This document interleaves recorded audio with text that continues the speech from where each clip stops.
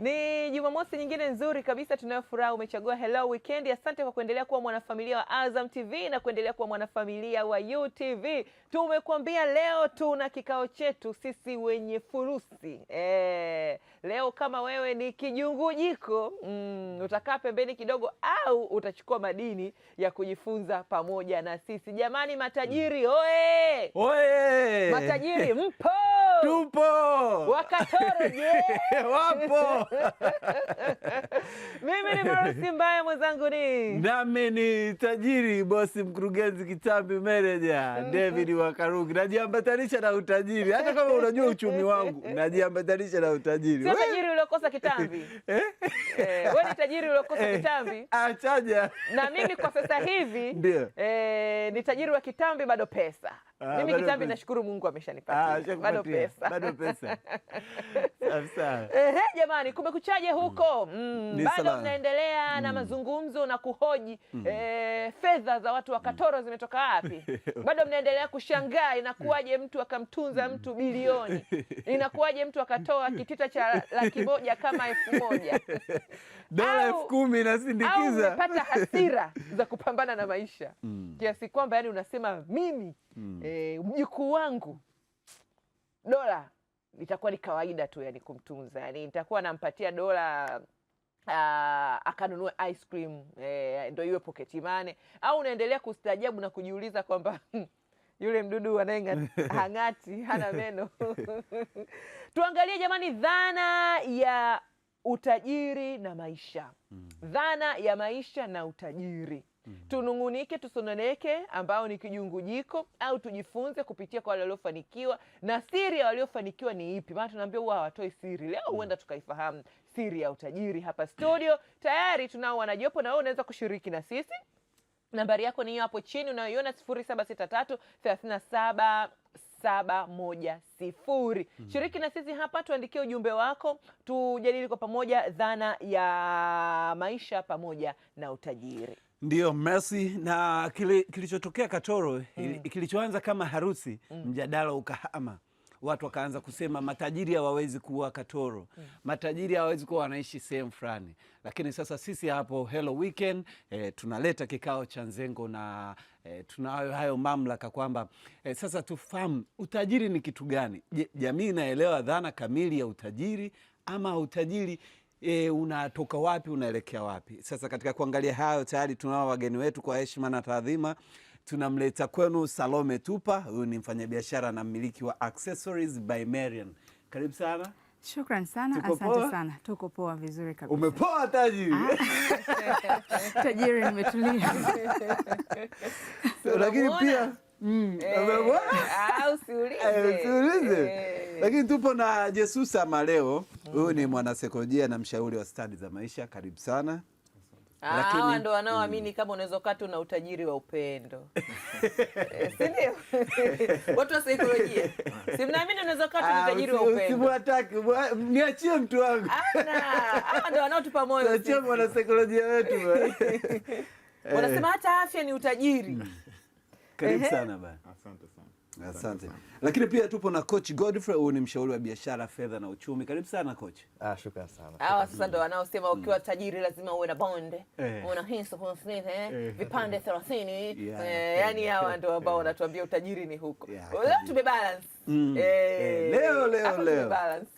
Leo. Na mimi nitakuja kuchagua timu yangu hapo baadaye. Ndio. Nataka utajiri wa fedha au utajiri wa moyo. Sifa nambari 1 ya tajiri asiwe na mbambamba. Sifa nambari 2 ya tajiri awe na nini?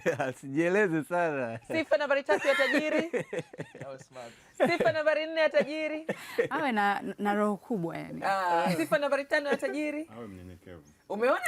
Umeona sasa wataalamu wa sosiolojia.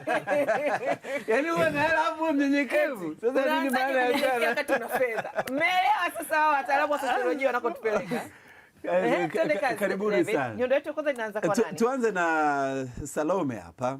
Salome, kwanza wewe kwa sababu unafanya biashara, na uzuri anafanya biashara, anaenda Dubai, anaenda Uturuki, anaenda China. Kwa hiyo unakutana na watu wa aina mbalimbali, matajiri na wafanya biashara wa ndani na nje ya nchi. Ndio. Kwako tafsiri ya tajiri ni nani? Au ni mtu wa aina gani? Kwangu mimi kama mfanyabiashara, tafsiri ya tajiri ni mtu ambaye ana mifumo ambayo inamchochea yeye kuongeza vyanzo vya fedha. Yaani ana mifumo, anawekeza, ana hisa, labda anamiliki vitu mbalimbali ambavyo yeye akivitumia vile vitu anazalisha pesa zaidi na zaidi. Asante sana. Yes. Kochi, utusaidie. Tumemsikia tajiri. Utajiri ni nini? Ni kitu gani? Aha, okay. Mimi nitaichambua kitaalamu zaidi. Utajiri ni kile kinachobaki baada ya kutoa matumizi kwenye mapato yako. Kile kinachobaki ndio kinaitwa utajiri. Basi. Mimi ni maskini wa kutupwa. Basi nimedeclare. Yes. Yaani nichukue matumizi yangu, kwa mfano nimepanga kwa hiyo nilipe kodi, ninunue chakula, nivae, nilipe ada za watoto. Kile kinachobaki ulipe bills zote. ndio kinanithaminisha utajiri wangu. Utajiri. Mimi ni maskini wa kutupwa. Kile ndio kinachoitwa utajiri. Yes. Kwa ikitokea labda nina shilingi 100,000, mshahara wangu ni 100,000. Ndio. Alafu nikilipwa nikalipa gharama zangu zote, ikabaki 50,000. Kwa mimi utajiri wangu ni 50,000. Yes. Ndio maana utajiri upo kwenye personal level, alafu na kuna ile national level. Kwa ndio maana unasema utajiri ni kwa kila mtu kwamba binafsi ile, ingawa kwa tafsiri ya jumla kwamba umeweka kwamba ili uweze kuwa tajiri umeweka mfumo wa dola, kwamba uanze dola 1,000,000 na kuendelea ndio unaitwa tajiri. Lakini sasa kuna hizo mchakato mpaka uje kuifikia hiyo dola 1,000,000 ambayo ndio inaanzia kwamba wewe una income yako, si ndio? Hadi leo kuna 500,000 ambapo ukitoa matumizi yako hadi inabaki 100,000, si ndio? Ina maana ile 100,000 utaanza kuisave. Kwa kadri unavyozidi kuwa na kipato, alafu na matumizi unavyotoa, kuna ziada inaendelea kubaki. Kwa hiyo utajiri sema ni accumulation, kwamba unahifadhi mpaka kuja kufikia hatua fulani ndio unaitwa tajiri. Basi. Lakini huwezi ukawa wewe una 50,000 tukakuita tajiri. Wewe una kipato cha ziada. Yaani sio tajiri. Na huo sio utajiri. Huwezi kuniambia una baiskeli, una 50,000, una redio tu ndani, alafu tukakutambua tu wewe ni tajiri. Una utajiri. Yes. Au unataka kusemaje nani? Mimi na kachangamoto kidogo kutokana na kocha alivyotuelezea, yani kwamba ile hela ulioiweka sasa ndio inatuambia sasa wewe ni tajiri. Lakini kumbuka kuna mtu hana ile hela cash, lakini ana majengo ambaye ni assets zake, ana viwanja, si ndio? Ana biashara. Sasa huyu mtu tunamweka kwenye kundi gani? Naam. Tunasema kwamba utajiri ni kutoa mapato kwenye matumizi yako. Ina maana mpaka umeweza kumiliki jengo, ile ni ziada. Kwa sababu mtu akifilisika atauza paka nyumba. Ina maana nyumba, hisa, hati fungani, kama unavimiliki, ule ni utajiri. Kwa hiyo tunarudi pale pale kwamba sio lazima cash as cash. Cash ni sehemu ya utajiri. Yes, ila ardhi, nyumba, ila concept ya msingi kiwe kimebaki baada ya kutoa matumizi yako. Na kinachobaki kiwe ni kiasi gani? Kwa sababu ili tujue. Yaani kwa sababu mimi naweza yani nimeshatoa kilichobaki ni 10,000 au 100,000, lakini sasa siwezi kuwa na 100,000 nikawa naweza kuwa na 100,000 nikatambulika kama tajiri. Au na kinachobaki kiwe kinaanzia shingapi au kisiwe chini ya shingapi ili tutambue huyu mtu ni tajiri. Sawa. Kitaalamu maana ili mtu aite ada ni maskini, tunasema ni mtu anaishi chini ya $1 kwa siku, si ndio? Ambao kwa rate ya leo $1 ni 2,600 kama na 30 hivi kwa siku. Ina maana ile ukizidisha kwa mwezi ni kama 60,000 au 70,000, si ndio? Ina maana kama mtu kwa mwezi kipato chake cha akiba. Unajua watu wengi wakisikia hii kwamba kwa mwezi 70,000 wanafikiria income yake. No, tunazungumzia kipato cha ziada. Yaani kama kwa mwezi una uwezo wa kuwa na kipato cha ziada cha 70,000 kwenda juu, wewe ndio sio masikini. Lakini kama kwa mwezi kwamba kipato chako kwa mwezi hakivuki 70,000, kiko chini cha ziada kile ambacho unaweza kukisave, wewe ni maskini. Ndio maana nasema da Tanzania kuna watu wengi maskini. Kwamba baada ya kwa $1 tu, sasa mtu $1 anafikiria katika kuiearn, yani kwenye kuipata. Afikirii kwamba je, una uwezo wa kusave hata kila siku ukaweza kusave hata 3,000. Inaisiathiri kwa sababu lengo sio kujibana, lengo ni kuweka ziada ambayo haitaathiri maisha yako ya kila siku. Yaani uweze kuteka pembeni fedha, lakini uende ule, uvae, uweze kwenda kazini kama una madeni uweze kulipa, yani kila kitu kiendelee, maisha yako yaendelee vile vile kila siku. Tajiri, nani tengeneza tai vizuri hapa. Na okay. Tajiri. Uweze kunani kila siku na bado uweze kuwa na hiyo ziada. Yes. Haya, sawa. Jesusa, saikolojia inazungumza nini juu ya dhana ya utajiri? Okay. Labda tu niseme wakati naalikwa kwenye hiki kipindi nilienda kupitia kuona kwamba dhana ya utajiri iko vipi, lakini nikaja nikagundua kwamba ndaweka kwa Kiingereza alafu wataalamu watatafsiri zaidi kwamba kuna wealth alafu kuna ile richness. Sasa tunapokuwa tunasema wealth ina maana ni mjumuiko wa zile mali, lakini tunapokuwa tunasema richness ambao ni utajiri ambao tunazungumza kuhusu kiasi, hatuzungumzi kuhusiana na zile mali. Sasa tunatoka kwenye ile wealth tunakuja kwenye richness. Kwa wengi sana kile ambacho tunakiona ndicho ambacho tunaweza kusema ni utajiri, lakini kile ambacho hatukioni, kwa mfano una nyumba, una kiwanja, hizo ni mali zako. Sasa ataniambia mtaalamu pia, kwa sababu kuna net worth, yani kile kiasi ulichonacho, ambacho sasa kuna liability pia, ambapo sasa tunasema mtu ambaye ni wealth, ina maana kwamba ukitumia zile pesa ambazo unazitumia, mwisho wa siku upate stress. Kwa sasa dhana ya utajiri kwetu sisi ina maana kwamba mtu anaweza kuwa na pesa nyingi, lakini yule mtu anavyokuwa wanamuona kimuonekano, unaweza kukuta amekopa.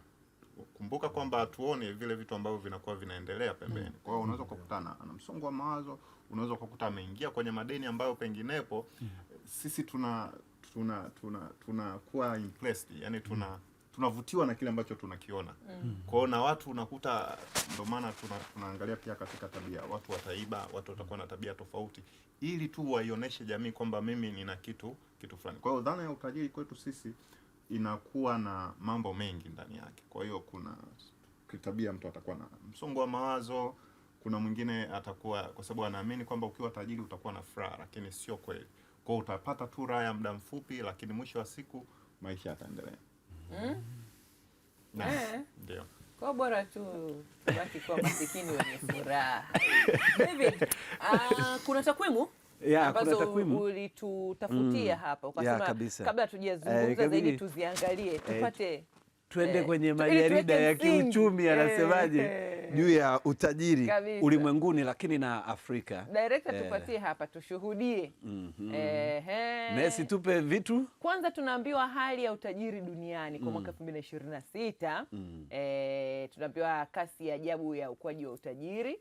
Watu 89 kila siku huingia kwenye kundi la matajiri kupindukia. Kwa hiyo kama upo kwa siku yani, watu 89 huingia kwenye hilo kundi. Watu 89 kati ya watu bilioni 8 kadhaa duniani. Kwa hiyo watu 89 kila siku wanaingia kwenye kupindukia. Kwa mwaka 2026 dunia ina matajiri 713,626. Na hiyo ni utajiri wa zaidi ya dola milioni 30, kitu kama bilioni 70. Kwa hiyo watu 713,000 na hiyo in terms of dollar watu 713,626. Kwa hiyo Messi, unaona wenye matajiri wanatarajiwa kuongezeka kwa 32.9. Tuangalie basi nchi zinazoongoza Afrika kuwa na matajiri wengi. Nchi zinazoongoza Messi hapa zipo 3. Usije ukasema mbona Nigeria haipo. Nigeria ina tajiri nambari 1. Ila sio kama ni nchi sio kwamba inaongoza kwa matajiri wengi. Afrika Kusini ina matajiri 1347. Ndio. Na 2031 kwa sababu tunaona pale 2030 wataongezeka kwa 32%. 2031 wanakadiriwa watakuwa 1564. Na Misri wako 822, lakini wataongezeka hadi 967. Na Morocco wako 432 na watafikia 550. Haya ni maajabu. Yaani matajiri ni wengi Afrika Kusini kuliko Morocco Sasa Afrika Kusini unajua mambo ya madini pale na biashara na ni habu ya biashara barani Afrika, lakini mgawanyo wa utajiri duniani unaweza ukaona hapo Amerika Kaskazini wao wanaongoza, wana 37%. Ndio. Wao kwa sababu wana Marekani pale, wana Canada, wana nchi ambazo kwa kweli biashara inafanyika kwa kiwango kubwa na matajiri wengi wako maeneo hayo. Lakini inafuatia Asia na Pacific. Huko tunaona wana 31%. Hapo ipo China, ipo India, lakini Japani huko, Korea, kwa hiyo ndo maana tunaona na wao wanaongoza. Ulaya wao ni 25%. Lakini Mashariki ya Kati ambapo zipo nchi za mafuta hizo za Waarabu wao ni 4%. Na Amerika ya Kusini ni 2%. Kwa hiyo Messi ukizijumlisha hizo zote unapata kama 95 plus. Kwa hiyo asilimia inayobaki unapata kama 99.5. Kwa hiyo inayobaki ile nukta 5 ndio matajiri wa Afrika. Usicheke. Tuangalie nchi zinazokuwa kwa kasi sasa. Ndio. Marekani imezalisha 41% ya matajiri wapya duniani katika miaka 5 iliyopita. Wakina Elon Musk na wengineo. Kwa hiyo Marekani ina 41% ya matajiri wapya duniani. Indonesia inatarajiwa kuwa na soko lililokuwa kwa kasi zaidi duniani hadi itakapofika mwaka 2031. Ukuaji wa soko utafikia 82%. India inaendelea kupaa kwa kasi kubwa katika kuzalisha matajiri. Afrika tunaimba hivi, masikini wale matajiri. Mpo? Tupo. Masikini. Kwenye dafa tuwaoni Afrika. Basi tuangalie hali ya Afrika sasa. Vituo vya utajiri na maendeleo. Wale matajiri kupindukia Afrika ni matajiri 7,322. Sawa na karibu 1% tu ya matajiri wote duniani. Lakini ukuaji unatarajiwa ifikapo 2031 basi kufikia angalau 14%. Sijui tutatoboa? Tuseme inshallah. Si ndio? Kwa kweli. Mienendo mipya ya matajiri sasa. Tunaangalia uhamiaji wa kimataifa. Matajiri wengi hawafungwi tena na nchi moja, wanaishi maisha ya kwingi. Yaani unakuta tajiri wa hapa anaishi ni Mtanzania lakini anaishi za Dubai. Kwanza kawekeza Dubai, kawekeza wapi? Kawekeza Uturuki, kawekeza London, kawekeza Marekani, utamwambia nini? Anahamisha mitaji kadiri anavyotaka. Lakini pia utajiri binafsi sasa unahamishiwa kitaalamu zaidi katika kampuni maalum zinazolengwa uwekezaji katika kidigitali pamoja na majengo. Ndio utajiri unakoenda. Na matumizi ya tehama pia katika eneo la afya. Matumizi yamehamia kutoka kununua vitu vya kifahari tu, sasa yameelekezwa katika eneo la afya, maisha marefu, huduma za kipekee, uzoefu badala ya bidhaa za kifahari. Basi tumalizie na vituo vya utajiri Afrika. Tuna Cape Town, Afrika Kusini, ni kitovu kikuu cha utajiri barani Afrika. Bei za nyumba za kifahari zipo huko na zimeongezeka hadi 7.4. Marrakesh, Morocco, soko linalokuwa kwa kasi zaidi na makazi ya kifahari. Yaani kama wewe tajiri, matajiri wetu wa Katoro wanaweza wakaenda kununua makazi kule Marrakesh. Lakini Misri inaendelea kuwa na mkusanyiko thabiti wa utajiri. Inatarajiwa kufikia karibu matajiri 1,000 kupindukia ifikapo mwaka 2031. Nairobi, Kenya, hatimaye sasa majirani zetu tutapumulia hapo. Afrika Mashariki. Tunapata nafasi ya kupumulia Kenya.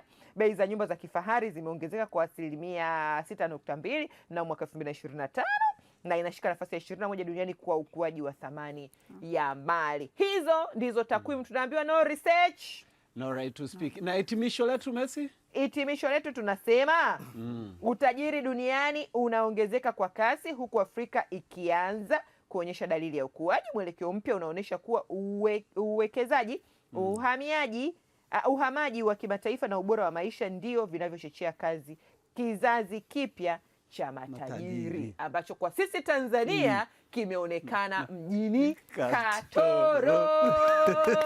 Hongereni sana watu wa Katoro. Watu wa Dar es Salaam wamebaki macho. Wanatoa macho. Sasa ndio ujiulize.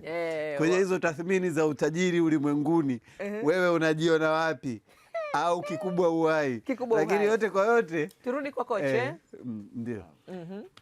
hapa sasa turudi kwa wanajopo hapa. Tulikuwa tunajaribu kuangalia ripoti za kimataifa na tafiti zinasemaje juu ya dhana ya utajiri na vitu kama hivyo.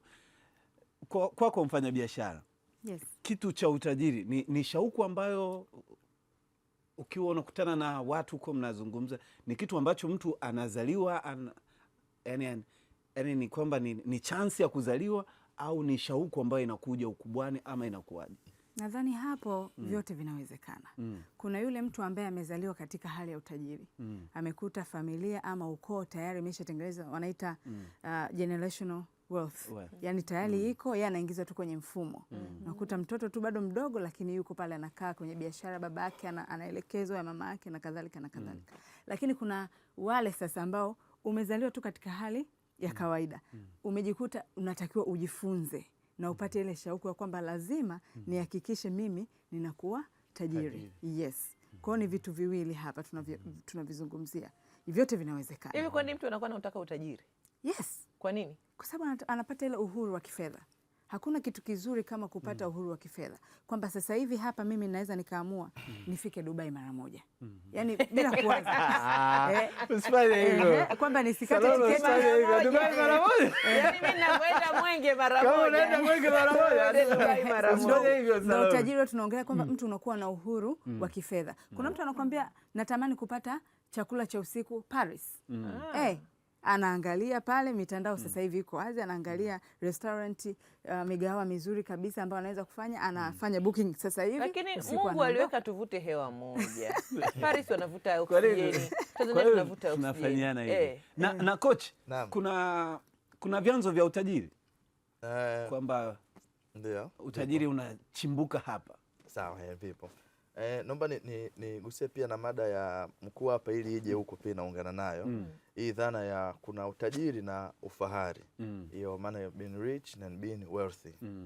Utajiri tunaopima kwenye idadi. Ndio hata ukiona zile pale twakimu tuzoziona ni numbers. Huo ndio utajiri. Kwamba dola milioni ngapi, huo ndio utajiri. Lakini wealth, yani ufahari, tunaopima kwenye thamani. Umeona? Thamani ya kitu. Na pia uwezo wa kuzalisha. Umeona? Utajiri unaweza kuwa unamiliki mali. Mfano una manyumba, una magari, una mahoteli. Lakini nyumba yeye moja inaweza kuwa ni nyumba ya kuishi wewe. Unaweza kuwa nyumba nyingi lakini huzipangishi. Yaani ni za kwako tu. Wewe utakuwa ni tajiri. Lakini kama una nyumba ambazo umezibadilisha zinakuingizia kipato, wewe unakuwa ni fahari, wealthy. Kwa nchi nyingi zinaendelea wana wealthy people wengi. Yaani wana mali ambazo zinawaingizia kipato. Lakini hizi nchi zetu nyingi za Kiafrika ndio hata pale kwenye takimo hutuoni, huku tuna matajiri lakini wana mali ambazo hazizalishi. Yaani Tanzania ni kawaida kabisa ukienda kwenye nyumba ya tajiri kajaza Lamborghini, manini kwenye yachi, yaani yadi yake ina magari kama 10. Yote amepaki tu pale. Hakodishi afanye chochote. Hakodishi, hayamuingizi kipato cha ziada. Huyu mtu ni tajiri ila sio fahari. He's rich but not wealthy. Umeona? Kwa hiyo ndio ipo nchi nyingi za Kiafrika. Wenzetu wana mali ambazo zinazalisha kipato. Yes. Ndio maana siku moja Elon Musk ameulizwa akasema hana nyumba. Hivyo matajiri ni kufuatia hata Mark Zuckerberg, yaani wale wengi. Ambapo kimsingi kwetu kama hauna nyumba unaweza tukakutem kama maskini. Sisi tunaweza lakini hana nyumba. Anapanga. Yaani unapangaje? Tanzania kuna msanii mkubwa ana nyumba nyingi ila yeye sasa hivi anaishi kwenye nyumba ya kupanga. Umeona? Ila nyumba zake nyingi kazipangisha. Umeona? Hizo zinamuingizia kipato. Akasema mimi sehemu ambayo napanga, kodi nayolipa ni ndogo kuliko nyumba zangu zozijenga, alafu zinaniingizia fedha. Sasa kwa nini nikae kwenye nyumba kubwa ambayo mimi najibana mule hainiingizii fedha, wakati nina uwezo kukaa kwenye nyumba fulani tu ya status yangu nikailipia kodi kwa mwezi sasa milioni 1. Lakini ile nyumba yangu ambayo ningekaa inaniingizia milioni 5 kwa mwezi. Umeona? Kwa huyu hafikiri kitajiri, anafikiria kifahari. Ambao ndio watajiri wengi na watu wengi nje wanapofikiria. Yaani badala ya kumiliki magari, Lamborghini, manini, kwa nini usimiliki mahais, mabasi ya kusafirisha watu mikoani? Umeona? Bado utakuwa ni tajiri lakini unakuwa ni tajiri ambaye una mali zinazokuzalishia kipato. Naam. Kwa hiyo tukirudi pia ina connect na swali lako liloniuliza vyanzo vya utajiri. Ndio hivyo kwamba vyanzo vya utajiri ni kumiliki mali zinazozalisha kipato. Kwa mfano, mali ya kwanza ni hisa ambayo inajulikana na watu wote kwamba hisa ni kwa upande wa kampuni. Kwamba unanunua hisa kwenye kampuni, ina maana fedha yako ile badala ya kuishikilia kama cash, unaiconvert inakuwa ni hisa. Ina maana ile kampuni inavyozidi kufanya vizuri, wewe ndio utakuwa unapata kipato. Hicho ni chanzo cha kwanza cha utajiri. Cha pili, Ningejua tu usingetaja hisa hapa na hati fungani. cha pili ni hiyo hati fungani, ambapo hati fungani Na ndio vitu ambavyo wengi hatuvielewi, na ndio unaniambia ndio kuongea hati fungani hisa. Kuna namna yani kama nilikuwa nyumbani ndio naenda sasa jikoni kuchukua chai nirudi. Lakini ndio unaniambia ndio kwenye utajiri upo huko. Ndio. Basi matajiri watabaki kwa wachache. Na kwa tafsiri nyepesi tu ya hati fungani ni kwamba hivi unajua kwamba wewe unaweza kuikopesha serikali. Tena ndio hizo hati fungani. Kwa kifupi hati fungani simple tu ni kwamba wewe una fedha zako za ziada, badala ya kuziweka tu ndani unanunua government bonds. Unazinunua kama unaikopesha serikali, ambapo kila baada ya muda fulani watakuwa wanakulipa 10% au 5% ya zile fedha ambazo umewakopesha. Na bahati nzuri kwamba ni salama zaidi kwa sababu serikali yako ipo tu. Umeona, tofauti na mtu unaweza kumkopesha labda alafu akaja akafilisika. Yes. Au pia unaweza kununua hati fungani za taasisi kama benki hivyo, ila ule ni mkopo. Ila hisa ule ni uwekezaji, mnamiliki kwa pamoja. Yes, hizo ndo tofauti zake. Kwa hiyo ni sehemu ya pili ya uwekezaji. Sehemu ya tatu ni biashara, kama madam hapa anavyofanya. Hii ni chanzo cha tatu cha utajiri. Umeona, kama unakuwa unamiliki biashara ambazo zinakuingizia mapato makubwa na pia matumizi yako yakawa chini, ili turudi kwenye ile formula kwamba utajiri ni kile kinachobaki. Kwa sababu it makes sense, hata kama unatengeneza bilioni 1 kwa siku, kama unatumia bilioni 2, huwezi kuwa tajiri. Kwa utajiri ni kile kinachobaki. Kwa utajiri sio unachoingiza tu, ila unatumia kiasi gani. Kwa kinachobaki kile ndio kinakuwa ni utajiri. Kwa chanzo cha tatu ni biashara. Yes. Chanzo cha 4 ni kilimo. Wewe pita hapo. Tenda tano. Unatudanganya sana. Kwa hiyo hapo wewe amia uchimbaji madini hapo, pita kilimo. Wewe chanzo cha 4 ni kilimo. Mimi tusikilize wewe unatudanganya. Mwisho lini tumeona wakulima wakimwaga hela ukumbini au matikiti alikufanyia? Na watu wetu mara ya mwisho lini wakulima wamemwaga dola ukumbini? Sawa. Kwa mfano, umeona pale umetajia nchi tajiri duniani ni Marekani. Lakini ukirudi tena kwenye tafiti hizo nchi inaongoza kwa kilimo duniani ni Marekani hiyo. Marekani wanalima sana. Hata ukirudi miaka ya nyuma kuna kipindi tulikuwa na janga la njaa. Marekani sisi tunatuletea mahindi hapa Tanzania. Mahindi ya njano. Alikuwa hajazaliwa. Mahindi ugali wa Yanga umekula wewe. Kwa nini nasema kilimo hicho namba 4 kilimo. Ni kilimo. Kwa sababu tunazungumzia mahitaji ya binadamu. Jamani uongo ni dhambi. Namba 5? Namba 5 ndio kuna hiyo tuite minerals au natural resources. Yes, madini, ambao madini kwa ujumla wake ndani yake ndio kuna hizo dhahabu, kuna tanzanite, kuna almasi na madini mengine yote. Na ulivyosema natural resources na mafuta. Hivyo ni vyanzo vya bado tupo kwenye vyanzo vya utajiri. Yes, tuko kwenye vyanzo vya utajiri. Hicho ndio ninachokiamini. Kati ya vyote nimekiamini hicho kupitia Katoro. Yes, umeona? Mpaka gesi asilia ndio maana tuleta ni natural resources. Kwamba hiyo nayo ni utajiri, lakini ingawa hizo inakuja kwenye national level zaidi, pamoja na kwa sasa hivi sasa serikali zinatoa na leseni mpaka watu binafsi nao wanaweza kumiliki hivyo mgodi, ndio kama tunaweza kufuata matajiri kama hivyo. Kuna chanzo kingine cha mapato ya kipo ni real estate. Yes, ambayo ni umiliki wa ardhi na majengo na uendelezaji wake. Unajua watu wengi mfano mtu akisema tu mimi na ardhi tupu hata sijui eka 20 au 100, ule sio utajiri. Ardhi inabidi uiendeleze. Umeelewa? Inabidi uwekee kitu juu yake. Ndio kwa sababu tunasema terminology yetu ya utajiri ukuingizie kipato. Sasa kama unamiliki ardhi, ni pori tuliko sehemu fulani huko, utajiri wake hapo yani unaingiza nini? Unakuwa tu unamiliki. By the way unakuwa unatumia hela kwa sababu itabidi umaintain. Itabidi mara kwa mara hata utume vijana pale wakati majani na nini. Kwa hiyo ndo una spend hela kwenye ile ardhi ambayo hujaifanyia maendeleo yoyote. Lakini kwa ardhi ni sehemu ya utajiri, lakini inabidi uifanyie maendeleo. Sasa Teknolojia inaweza kuwa pia chanzo cha utajiri. Yes.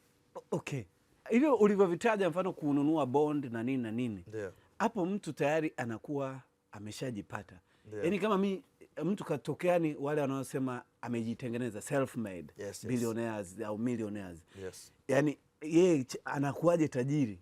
Ndio.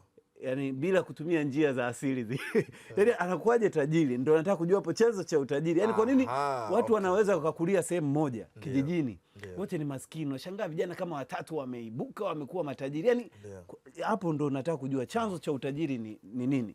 Viko vitatu. Ndio. Cha kwanza kuliko chote ni kipaji. Ni kipaji ndio chanzo cha kwanza cha utajiri. Unajua watu wengi ambao wakielewi, kila mtu tunapozaliwa tu pale tayari tunapewa utajiri wa kipaji. The moment tu umezaliwa. Ndio maana kuna mtu yupo kijijini ndani kabisa kule. Hajawahi hata kucheza mpira, hajawahi hata kuona. Lakini ukimpa mpira ataweza kucheza. Tena vizuri zaidi kuliko hata mtu ambaye alipita kwenye academies na kila kitu. Kwa sababu kipaji ni kitu ambacho ni utajiri ambao tumepewa. Unapozaliwa tu tayari unapewa huo utajiri. Umeona? Cha pili, utajiri wa pili sasa ni uthubutu. Ni watu wachache sana ambao ana kipaji. Sasa je, unakiconvert vipi kile kipaji chako kuwa ni fursa ambayo inakuingizia kipato? Yes. Kwa hiyo kunawezekana hata darasani mnawezekana mpo watu 100, lakini kuna ambao watafaulu, kuna wengine watafeli. Hata mtaani mnaweza kama mna fursa wote moja. Ile moja pale mtaani imetolewa. Lakini ambao watakuja kunufaika ni wachache. Kwa sababu kuna kitu kimoja kuwa na uwezo, alafu kuna kitu cha pili kuwa na uthubutu. Kuna mwingine anaweza kufanya kitu fulani lakini hana ule uthubutu. Na cha tatu ni nidhamu. Yes, kwa hiyo kipaji sio cha kucheza mpira, yani ni vipaji uwezo vyote. tu, yani wakujaliwa yule. Either ni kuimba, kucheza mpira, kufanya chochote kile. Hata kufanya biashara nacho ni kipaji. Yes, ni kipaji. Yes. Ndio maana wengine hivi natushinda. Ni kipaji pia. Kweli, maana kwa sababu kwa mfano unaweza kukuta mfanyabiashara, mtu anataka kujaribu kufanya biashara lakini anasema yani naona aibu. Nitawezaje? Basi hata sio kuongea, anasema hata kuposti tu kwanza nitawezaje? Kwa ile yes, anaweza akawa ana uwezo labda wa kufanya hivyo, lakini sasa ule uthubutu wa kufanya sasa niamue kufanya ndio tofauti ilipo. Sawa. Kisaikolojia jamani, tueleze hapa kinaga ubaga. Kila mtu anaweza kuwa tajiri au tajiri una watu maalum? Kuna muda unajua tukifikiria tunasema hivi wote tungekuwa matajiri, nani angekuwa anamfanyia mwenzie kazi? Na leo nisingekuwa kazini niko sababu nani yani bosi ananipigia simu na mimi bosi. Nani anamwajiri nani? Yani hivyo ungeajiri maroboti. Hebu tueleze kidogo hapa, falsafa ya saikolojia inazungumza nini hapa? Kila mtu anaweza kuwa tajiri au tajiri una watu maalum? Yani tuwe wa kweli ili wengine turidhike tu tulipo. Asante. Sio kweli kwamba kila mtu anaweza kuwa tajiri. Lakini naweza kusema kwamba utajiri ni dhana ambayo hatuwezi kuishika. Kwa hiyo tunazungumza, wengi tunazungumza. Na mwanzo kabisa nimesema utajiri, hata tulipokuwa tunaangalia kwenye data, tunaangalia kile kiasi ambacho mtu anakuwa nacho.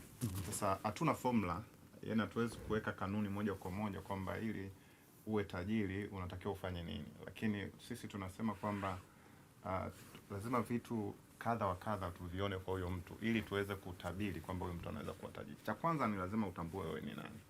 Unapokuwa unajitambua wewe ni nani, ndio ile sasa hata dhana ya kuwa na ile kujiamini inakuja. Lakini tunasema kutambua kusudi lako, kwa sababu ukishatambua kusudi lako ina maana moja kwa moja utajua ufanye nini ili uweze kupata huo utajiri.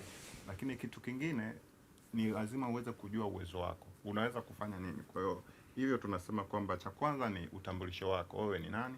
Lakini cha pili ni wewe kusudi lako, ile purpose, kwa nini uko duniani? Lakini cha tatu tunasema kwamba ule uwezo wako, potential yako, kwamba unawezaje kujiendeleza ili uweze kufika kwenye zile ndoto ambazo unataka. Na hiyo kwa nini upo duniani unatakiwa uanze kuitambua ukiwa na level gani? Maana kuna watu nakuta hadi leo mtu hujajiuliza hivi kwa nini nipo duniani? Nimekuja duniani kujaza dunia, kuendeleza. Mungu alisema enendeni mkaijaze dunia. Unatakiwa umri gani ukifikia au hatua gani ukifikia sasa ndo ukae ujiulize kwa nini nipo duniani ili uelekee huo utajiri. Asante. Nikitumia dhana tafiti ambazo aliandika Erik Erikson ambaye alifanya tafiti akaangalia kwamba kijamii, akamwangalia mwanadamu kiakili pamoja na kijamii. Kwa hiyo aliweka umri kuanzia miaka 12 mpaka 18, kwamba kwanza uweze kujitambua wewe ni nani, lakini pia uweze kutambua kusudi lako. Kwa mfano mimi mwanasaikolojia, ina maana moja kwa moja unajitambua kwamba wewe kusudi lako ni nini ukiwa na miaka 12 mpaka 18. Ingawa unaweza ukwenda mpaka 20 huko mbele, lakini sio mbaya, usichelewe sana, kwa sababu mtu ambaye anatambua kusudi lake akiwa na miaka tuchukulie 70, ameshachelewa, yuko nje ya wakati. Au unatambua kusudi lako huko labda 60, sawa, unaweza ikawa ina maana sana, lakini inakuwa haina nguvu sana.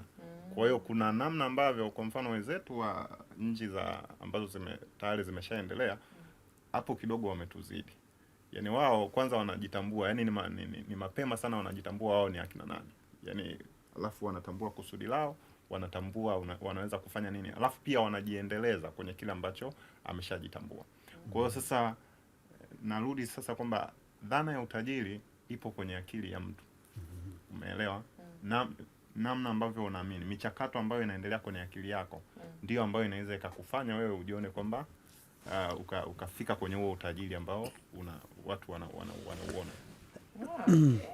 Na hapo Salome utuambie, kwa sababu hivi mtu anaweza mienendo yake au ukawa unamuona mtoto anavyokuwa ukaona huyu anaweza kuwa tajiri baadaye, ama utajiri unaonekana tu baada ya mtu kuwa ameshika hela? Vyote vinawezekana, lakini mwenendo wa mtoto unaweza ukauona, kwa sababu unaweza ukaa labda na watoto wawili, unawapatia labda pesa, si ndio? Unawapatia pesa. Kuna mmoja yeye akili yake akipata ile pesa anaitunza. Kuna wewe mwingine labda umempatia yeye pipi nini, ndio tajiri huyo. Si anaspendi. Tunarudi hapa kwa mtaalamu, alituambia yani kile kiasi kisipowezesha kukuzalishia zaidi, then unapoteza. Yani kiasi ulichonacho kinatakiwa kukusaidia kuzalisha na kuzalisha zaidi. Lakini kama unapata tu kiasi sasa hivi, umeenda umekitumia na maana unaishiwa. Unaweza kuwa ile mfano tunaongelea Katoro, si ndio? Ile bilioni 1. Unaamini kwamba inaweza ikaisha? Bilioni 1 yes. Inaishaje? Inaisha vizuri kabisa. Yes, nipeni mimi bilioni 1 niache kazi jamani. Umeona? Tayari amepata bilioni 1 anataka aache kazi. Wakati hichi ni chanzo kingine cha mapato alichonacho. Bilioni 1 Karungi. Lakini hii kwa kweli kabisa nakusema bilioni 1. Bilioni 1000 ina maana. Wewe. Sasa hiyo bilioni 1 hiyo inaweza ikazalisha bilioni zingine. Kwenye bilioni 1 hiyo zikaenda kwenye hisa, bilioni 1 hiyo zikaenda kwenye real estate, bilioni 1 ukaajiri watu wengine. Ina maana inakuwa haizunguki kwako tu, inazunguka kwenye jamii iliyokuzunguka. Umo unalipa na kodi ya serikali, kwa ile hela yako inazungusha. Lakini bilioni 1 pia, ndio maana tunasema kwetu sisi ni kubwa, kwa mtu mwingine ni pesa ya kawaida kabisa na inaisha. Anafanya matumizi hapa na pale, anafanyaje? Baada ya muda sana. Mtu unaweza kufanya kazi mtu anayestaafu na miaka 60, kama alianza kazi akiwa na miaka 20, ina maana amefanya kazi miaka 40, si ndio? Anastaafu na milioni 80 hadi 100. Kweli. Ni huzuni, afu je mnazungumzia milioni 1000. Kwa hiyo na hapo Salome utuambie, kuna tabia za matajiri. Yes. Kuna tabia ambazo matajiri yani wanazo, pengine watu ambao hawana utajiri hawazijui, pengine wangezijua zingewasaidia katika kufikiria kwao. Kuna tabia za matajiri. Ni kweli kabisa. Wana tabia gani matajiri? Kwanza wana nidhamu ya pesa. Mimi naona unaspendi sana. Kule kumwaga kule. Uliona wewe anafanya kabisa hivi. Yes, paka anamwaga ile. Ile ni ziada. Yaani amejipanga. Pale hakuna kosa lilofanyika pale. Watu wameenda wamejipanga. Amefika kwenye harusi ana mzigo kabisa ameweka. Ilitoka bilioni 1, si ndio? Lakini ikaongezwa dola 10,000. Kwa this yani ile kitu tayari kimepangwa. Yaani ile anaenda kuiweka pale ni ziada. Kwa ana nidhamu. Na hii nidhamu tunaiongelea kwenye mantiki ipi labda? Kwenye ile uzalishaji, kuna kitu kinaitwa consistency. Sijui kwa Kiswahili chake vizuri ni kipi? Kama kuwa na mwendelezo. Yes, kuwa na mwendelezo. Sasa watu wengi ukitoa nidhamu, kitu kingine ambacho lazima uwe nacho ni kuwa na mwendelezo. Sio leo umetafuta wateja, kesho unasema kwa sababu nilipata wateja jana, leo nitulie. Kesho inafika unasema bwana, mimi jana nilitengeneza pesa nzuri sana, leo nilale. Sasa unakosa ule muendelezo. Lakini matajiri wao, yani hata kama anachoka, hata kama inakwaza, inaboa, sababu hii muendelezo unachosha. Kila siku ufanye kitu hicho, kila siku utangaze bidhaa, kila siku uchukue mizigo, kila siku si ufanye stock, kila siku ufanye hiki, vinachosha. Kwa usipokuwa na ule muendelezo kwamba hapa lazima nifanye, kwa kweli unakosa ile sasa ya kuwa tajiri, kwa sababu bila muendelezo hakuna kuzalisha. Yes. Sasa matajiri wanaenjoy, mbona kama maisha yao yana pressure, wanaenjoy wapi? Yaani mbona sasa kuwa na muendelezo ni pressure. Yes, unashindana, una maintain, unakuwa mkali, unafanyaje, unafuatilia. Sasa wanaenjoy wapi sasa? Sasa hapo bora nikae kibarazani ni waniletee gahawa. Sasa hiyo ndo enjoyment yako, unaona? Kuna mtu enjoyment yake ale chakula kimejaa hapo. Kuna mtu enjoyment yake afike baharini, ule upepo wa bahari umpulize. Kuna mtu enjoyment yake akae na familia yake. Kwa hiyo tunatofautiana hapo. Kwa hiyo matajiri wao wanaenjoy wapi? Sasa inatofautiana tajiri. Naona maisha yao kama yana shinikizo mara zote. Make unashindana, mwingine kashinda tenda ambayo ulikuwa unaitaka, mwingine kupiga gap kwenye kutangaza bidhaa. Wao wanaenjoy wapi, saa ngapi, vipi yani? Sasa hapa ndo tunasema sasa kila mtu ana ile taratibu yake. Unaweza ukakuta tajiri unamwona yuko busy mchana na nini na nini, usiku mwenzio ameenda labda anawahi kulala, anapumzika. Niliona ile moja ya tajiri wetu wa Afrika hapa, Dangote. Alisema saa 11:30 yuko gym. Na ni tajiri, kumbuka. Ni tajiri mkubwa. Lakini sisi hapa mtu tu hauna hata kiasi, unaona mimi gym kufanya nini? Lakini yule tajiri ana hadi muda wa kwenda gym. Akishatoka gym ndo anaenda wapi? Kwenye kazi zake. Kwa hiyo ni kitu ambacho yeye anaona labda akifanya gym inamhamasisha zaidi, labda inamfanya akili yake iwe na focus zaidi. Kwa hiyo ina kipaumbele cha mtu ndo kitasema ataenjoy wapi. Yes. Haya. Kwa mfano wewe kipaumbele chako shopping? No, not really. Mimi kipaumbele changu kwa kweli, nikija nikapata zile za ziada nyingi sana, mimi napenda kusafiri. Kipaumbele chako ni safari. Kusafiri, yes. Na TikTok kule miongoni mwa wafanyabiashara wanaosafiri sana. Ashinde kwenda Paris kufuata hereni. Kumbe ndo wanapoenjoy. Wewe wakati unaenda Koko, wenzako wako Paris. Baba nisome ujumbe. Anasema anaitwa Nongwa kutoka Buza. Utajiri una mambo mengi, wewe ridhika na alichokupa Mungu. Vitu vingi kwanza lazima wewe maskini. Sikiliza alivyomalizia. Tupo masikini, tupo. Ukianza kusema utajiri una mambo mengi.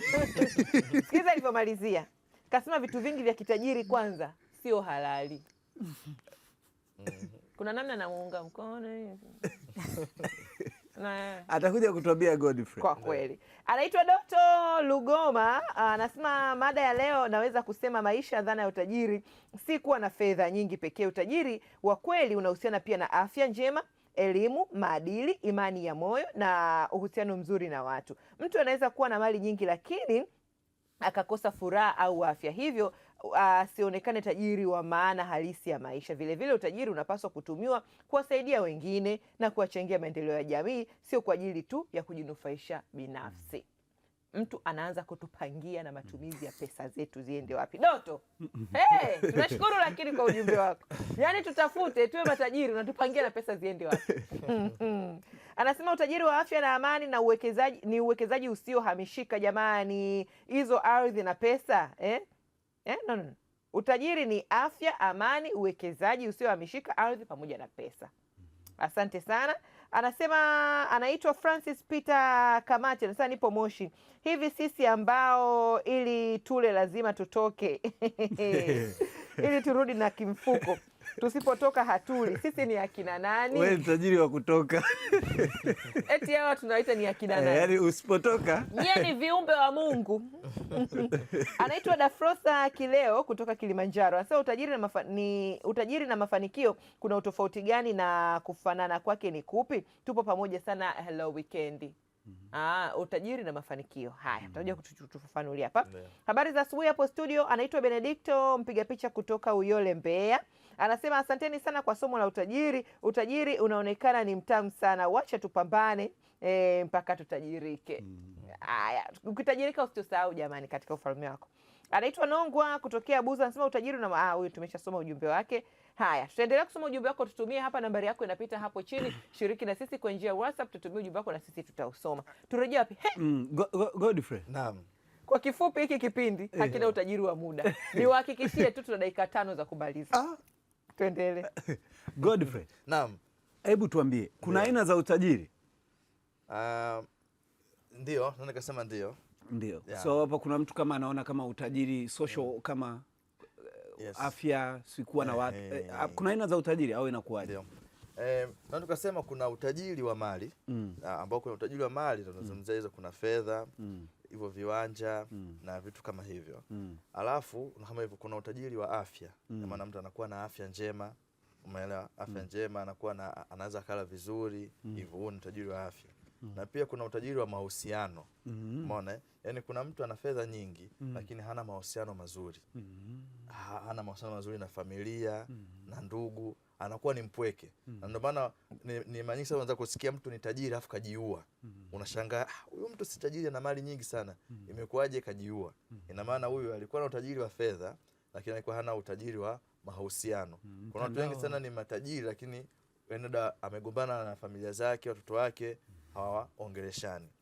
Na kuna kitu kingine nataka nizungumzie kuhusu, kuna swali uliuliza kwamba inakuwaje matajiri mbona ndio wanaspend zaidi na wanapata wapi muda?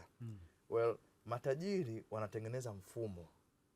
Matajiri wana mfumo wa kuendesha vitu. Mfumo ni kitu ambacho kinajiendesha chenyewe bila kuhitaji usimamizi mkubwa.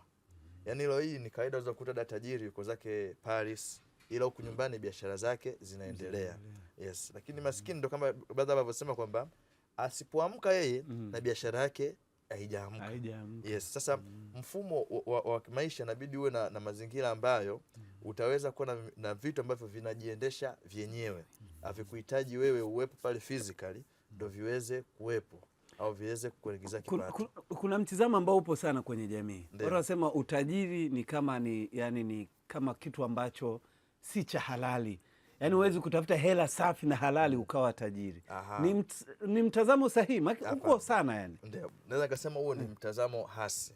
Yes, kwa sababu unatakiwa uwe na positive mindset kwamba njia halali, na tuongee uhalisia. Ukisema uhalifu, asilimia kubwa ya wanaofanya uhalifu ni watu wanaoutafuta huo utajiri. Let's be honest. Watu wanaiba ili wapate utajiri. Mtu tu anaenda kufanya vitu fulani vya ajabu. Kwa ukifuatilia, ambaye hana fedha ndio anafanya matukio mengi ya kihalifu ili upate huo utajiri. By the way, utajiri ni kitu kizuri kwa sababu unabidi utrain ubongo wako kuupenda utajiri ili uweze kuja kwako. Yes, kwa sababu kila mtu anapenda kuishi sehemu nzuri. Kuna zile basic needs za binadamu. Kuna chakula, kuna malazi, kuna mavazi. Hivi vitu vyote vitatu vinahitaji uweze ku-earn ili uweze kuviishi hivyo vitu.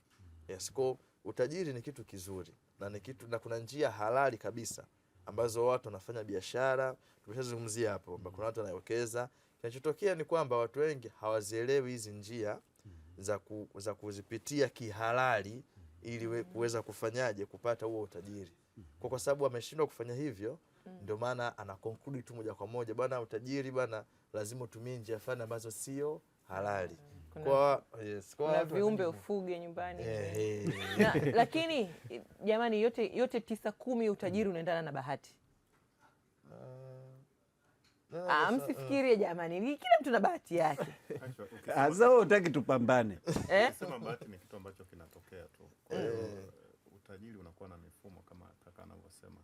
Kuna watu wanaona nyota, mikakati. Kuna yani luck, ukisema luck ni kitu ambacho kinatokea tu. Kwa sababu hata wanaochimba madini yakipata lile kubwa ni bahati. Ile sio bahati. Kuna nguvu aliweka. Nakumbuka kwamba kukaa nyumbani.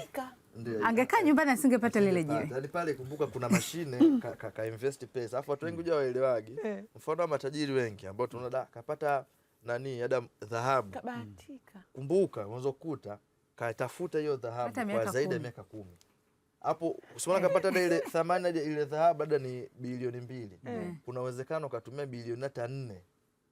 Ndio kaja kupata hiyo dhahabu ya bilioni 2.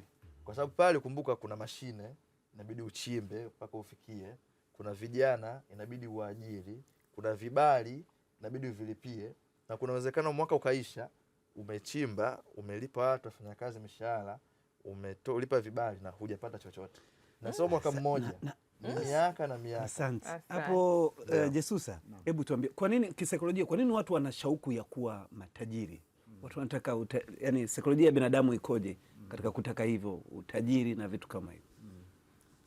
Cha kwanza niseme kwamba utajiri umefungamanishwa na baadhi ya mambo.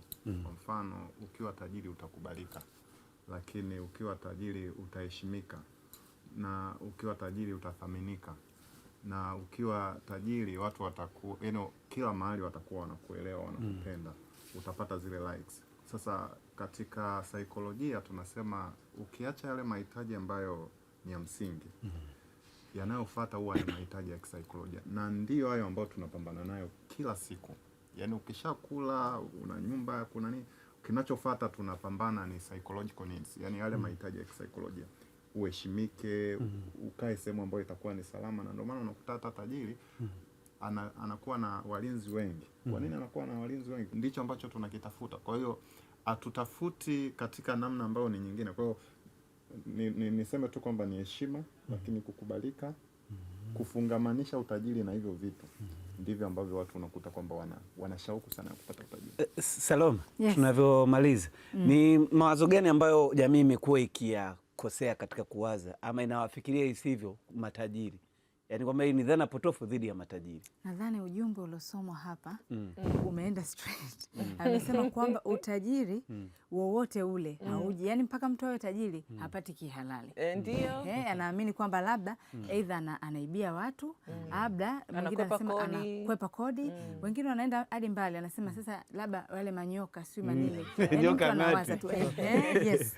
Lakini sasa hizi ni fikra ambazo tunasema kwamba mtu tu anawaza sababu hajajaribu kwamba inawezekana. Tunamwona hapa nani huyu Dangote, namrudia tena. Katika mnasema zile takwimu, mmesema sasa hivi watu wanahama kwenda kuwekeza kutoka bara moja kwenda lingine. Ametoka Nigeria, yuko huku East Africa, ana kiwanda hapa Tanzania, anafanya sio vitu vingine, yani vitu vinawezekana. Anaenda kujenga kule Kenya. Sasa yule utasema jamani, kweli jamani, njia sio halali. Hizi ni fikra zetu. Basi matajiri, tuhitimishe matajiri. Hatuna muda, hatuna utajiri wa muda kwenye kipindi chetu siku hii ya leo. Hii mada ni pana sana, itabidi ije irudiwe tena siku nyingine. Kwa kweli.